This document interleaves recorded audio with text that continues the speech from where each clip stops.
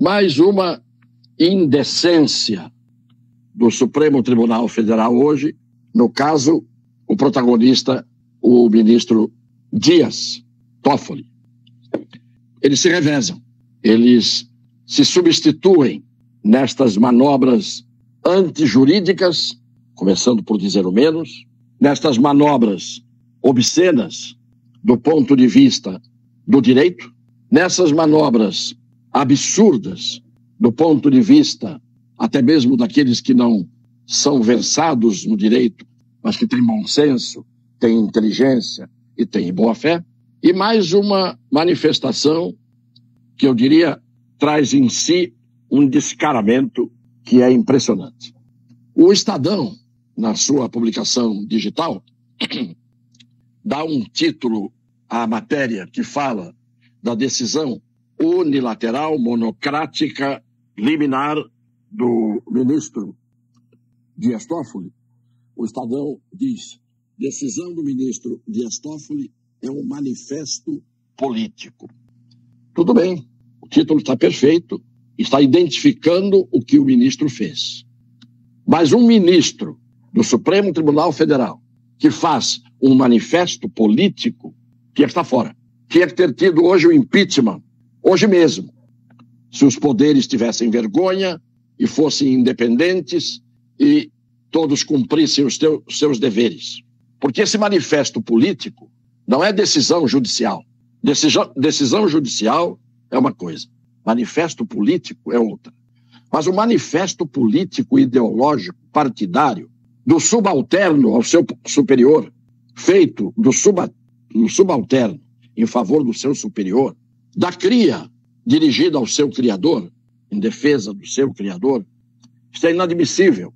Eu tenho uma profunda decepção com o ministro Dias Toffoli, porque eu o conheci ainda bem jovem, quando era assessor jurídico da Comissão de Constituição e Justiça da Câmara, e eu tinha, na altura, até uma admiração por ele, que perdurou por um bom tempo, mas é impressionante como as pessoas se deterioram. É muito trágico o que nós estamos vivendo no Brasil, e nós dizemos isso todos os dias. Mas a decisão dele hoje, anulando os acordos de leniência das empresas corruptoras e corruptas com os corrompidos e corruptos, naquela relação que era essa, é uma indecência. Ah, mas e do ponto de vista jurídico, não caberia, em certo aspecto, o reconhecimento da nulidade por desobediência à lei? Vamos admitir que sim.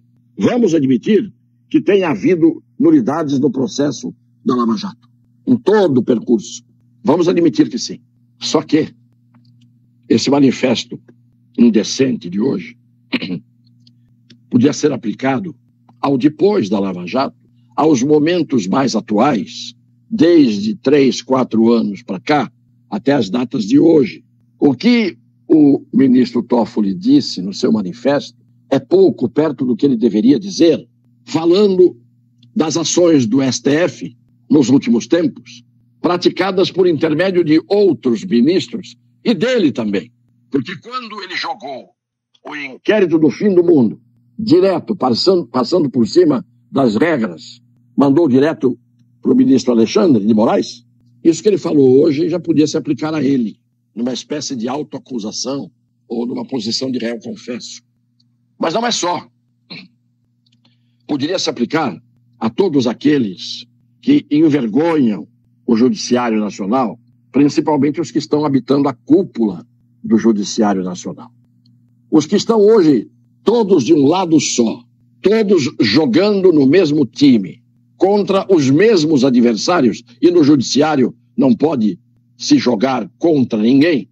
Os que estão hoje dizendo o que dizem, de quem dizem, falavam da Lava Jato, o absolutamente oposto, contrário, o avesso do que dizem hoje.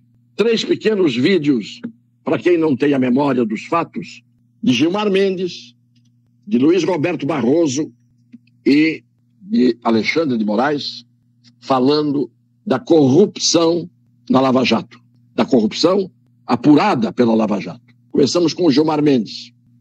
Na verdade, o que se instalou no país nesses últimos anos, está sendo revelado na Lava Jato, é um modelo de governança corrupta. Algo que merece um nome claro, de cleptocracia. Isso que se instalou. Isso é evidente. Veja o que fizeram com a Petrobras, veja o valor da Petrobras hoje. Por isso que se defende, eu falei isso, por isso que se defende com tanta força as estatais.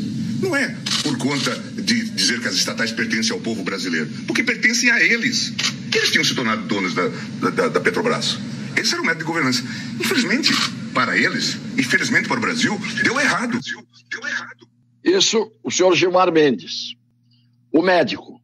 Agora o monstro age completamente no sentido oposto da direção em que ia, sustenta o avesso do que sustentava, e aquela corrupção, sistema de governo corrupto, do qual ele falava, hoje ele faz exatamente tudo o contrário.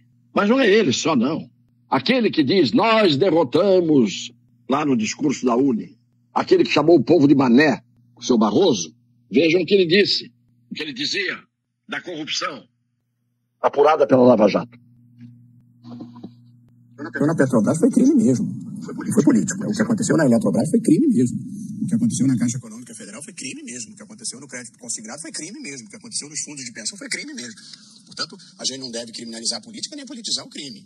Desvio de dinheiro, de gerente devolvendo 150, 180 milhões de reais, não é possível alguém achar isso natural. Isso não é política, isso é bandidagem. Portanto, houve uma quantidade impressionante de coisas erradas entranhadas na estrutura do Estado. A corrupção no Brasil foi uma criminalidade estrutural e institucionalizada e sistêmica. E eu acho que verdadeiramente a Lava Jato ajudou a desvendar isso e a mudar a cultura de impunidade no país. Eu não sou um revisionista nessa matéria, não. É claro que você pode encontrar um erro aqui, um erro ali. Agora, todos os melhores advogados criminais do país, de lupa, acho que acharam muito pouca coisa errada para você desacreditar a operação. E ela mudou o Brasil. Ela mudou o Brasil. Tudo isso que o Barroso disse, ele faz exatamente tudo ao contrário do que ele dizia, do que ele sentia, do que ele pensava, do que ele opinava. É uma vergonha. Mas vamos ao terceiro loquaz ministro a falar do mesmo assunto. E pasmem, trata-se do senhor Alexandre de Moraes. Veja o que ele dizia da corrupção apurada pela Lava Jato. Em relação à última questão do nosso simpatizante aqui, do governo corrupto, que foi colocado para fora do Brasil pela corrupção, pela falta de vergonha na cara de quem roubava bilhões e bilhões, se, ao invés de roubar bilhões, tivesse investido na segurança, se ao invés de desviar dinheiro para construir porto em Cuba, tivesse investido em presídio, nós estaríamos muito melhor. Obrigado. Alguém dirá, é inacreditável, não é possível que 3 ministros do STF, que têm feito o que têm feito atualmente em matéria de inconstitucionalidade e de ilegalidade, falassem tudo isso como juízes, como ministros, publicamente falando da corrupção do governo àquela altura, da bandidagem, como se refere Barroso, àqueles que roubaram bilhões da Petrobras, como todos eles estão dizendo. Quando esses 3 falaram o que falaram, e hoje estão fazendo o que estão fazendo, se tivéssemos um Congresso Nacional com vergonha na cara, claro que tem muita gente que tem essa vergonha na cara, mas basta que haja um Rodrigo Pacheco, por exemplo, que não a tenha e que não toca nenhum impeachment de ministro para frente, todos esses ministros hoje teriam que sofrer o impeachment. Teria que haver uma varredura na Corte Maior, porque não é admissível que, tendo este juízo que eles tinham, de dizer o que disseram, por ver o que viram, por acompanhar todo o processo da Lava Jato do começo ao fim, que eles avalizaram, até que de repente vem o ministro Fachin e muda o jogo, bem mais tarde, depois que o Tribunal Regional da 4ª Região já tinha confirmado toda a corrupção apurada, depois que o Superior Tribunal de Justiça, STJ, tenha confirmado as condenações, depois que o Supremo, a quem iam petições e voltavam, iam e voltavam, e o Supremo, vendo o que estava acontecendo, ali com justa razão, deixou as coisas irem, prosseguindo, as investigações seguindo, porque tratava-se de tentar, pela primeira vez, moralizar o Brasil, as instituições estavam ali, aparentemente, dando certo a partir do judiciário. E é este judiciário que vem agora pelos mesmos palestrantes, falastrões de sempre, dizer tudo ao contrário, aplaudir os que eram acusados explicitamente por juízes que não poderiam fazer isso, não poderiam falar a não ser nos autos. Mas é claro que falavam publicamente e falavam entre si, e quando mudaram, mudaram todos, porque falaram entre si, porque fizeram, evidentemente, um acordo de mudar de torcida, de mudar de lado, por razões que eu não quero aqui adivinhar. E hoje vem o senhor Toffoli dizer que porque as provas foram obtidas de forma ilícita, está tudo nulo? Qual é a ilicitude? A ilicitude é a de, na altura, o juiz Sérgio Moro falar com o procurador Deltan Dallagnol a respeito do processo, das provas, dos documentos. Pois bem, quem trouxe isso à tona? Intercept. Hackers invadiram os celulares desses dois, Moro e Dallagnol, e pegaram conversas do promotor com o juiz, no caso, e isto foi suficiente para todo mundo dizer que o juiz era parcial e que o promotor agiu contra a lei. Porque estavam levantando e descobrindo os rombos de bilhões praticados pela Odebrecht, em que pai e filho, Emílio e Marcelo, delataram tudo, confessaram tudo, deram os nomes e os apelidos de todo mundo, tanto que só em devolução do dinheiro que foi desviado das estatais, já voltaram 6 bilhões e ninguém devolveria dinheiro sem dever. Agora, apaga-se tudo isso porque o juiz conversou com o promotor e isto é uma ilicitude. A prova ilícita começou a ser feita a partir do momento que os hackers invadiram os celulares do juiz e do promotor. Como é que você pode punir uma prova ilícita de eles falarem entre eles? Porque isto não é crime, pode não ser correto, mas ali se tratava de o Brasil inteiro estar escandalizado com o que a Lava Jato estava apurando. O Brasil inteiro apoiou a Lava Jato naquela altura. O Brasil inteiro não acreditava que pela primeira vez os grandes figurões, embora alguns não tenham entrado neste rolo e mereciam, mas os grandes figurões dos poderes estavam todos indo em fila para a forca pela corrupção nunca vista na história do Brasil. A imprensa toda a favor da Lava Jato, o povo todo a favor da Lava Jato, até aqueles mais fanáticos petistas ficaram em silêncio, talvez envergonhados de ver o que estava acontecendo, e quem fosse fanático, como não podia dizer nada a favor, estava constrangido, se calou, para de repente virarem vilões os que desmontaram os esquemas de corrupção, que não aconteceram só aqui.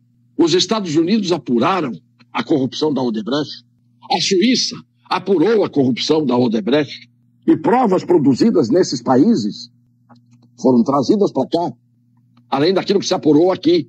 E o que é que nós estamos vendo hoje? O ministro Dias Toffoli faz um manifesto político ideológico revolucionário, um manifesto político ideológico revolucionário e golpista. Eu tenho que lamentar estar dizendo isso hoje desse ministro que eu conheci bem moço e que para mim era uma promessa no mundo jurídico, mas eu não poderia me calar. Não poderia me calar diante desta decisão tomada monocraticamente. E eu quero ver como é que agora Gilmar Mendes, Barroso, Alexandre de Moraes vão encarar a decisão do ministro Toffoli e como é que eles vão encarar tudo aquilo que a Lava Jato era o que era, segundo a opinião deles. É um período de nojo para aqueles que cultivaram o direito e que torcem pela justiça. Um beijo no coração das pessoas de boa fé.